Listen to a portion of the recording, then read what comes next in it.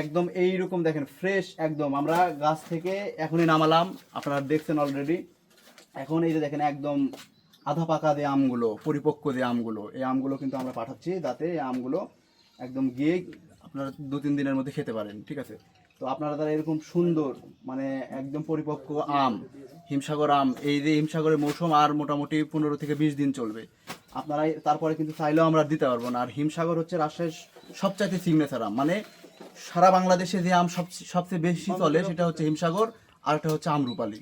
তো আমরা এখন এই যে হিমসাগরের মানে একদম আমাদের বেস্ট মানে সিজন অফ দ্য ইয়ার যেটা যে আমটা, সেই আমটা আমরা আপনাদের সামনে নিয়ে আসছি।